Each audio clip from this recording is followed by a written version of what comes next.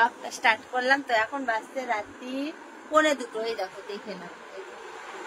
তো এখনই ব্লগটা স্টার্ট করলাম আমি। তো এখন থেকে দেখি ব্লগটা কতদূর নিয়ে যেতে পারি। আর গরমে আমার অবস্থা দেখো, একটা হালাত পুরো খারাপ হয়ে গেছে দেখো, ঘেমে কি অবস্থা। আর আমাদের মিষ্টি কি করছে দেখবে, ওই যে ওই ফাঁকতে দেখতে পাচ্ছ, দরজাটা খোল, বাইরে কুলার চালিয়ে আর ওই যে হাওয়া খাচ্ছে। কই দেখা যাচ্ছে না, দেখাচ্ছে।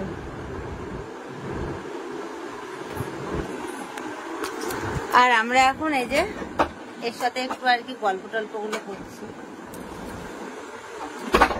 এই যে কেন তাকাচ্ছে আমি তো নিজে বুঝে পাচ্ছি না। কি করে প্যানগুলো কাঁচা, প্যানগুলো ইয়েতে রাখ, চেয়ারের ওপরে তো বসবি, এখানে রাখ।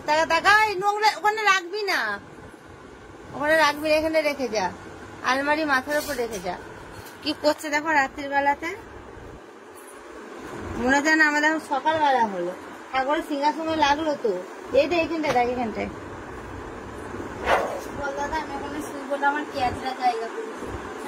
আজকে আমরা এদিকে শুই, তুই এদিকে শুই। আরে আমার ওর ফোন নিয়ে যাওয়ার কোনো দরকার নেই। ওর ফোন খুলিস না। ওর ফোনের সাথে তোর কোনো কাজ নেই।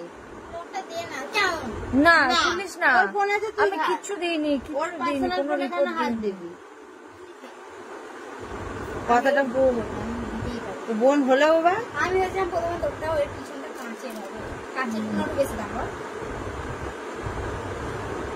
তোরটা খাওয়াবো আমাদেরও তাই। ওটাই তো বলছি, তোরটা একটু বেশি খাওয়াবো। আর আমরা একটা হাত তো বলো, কপারটা ছিল না, কিনেছিস? আরে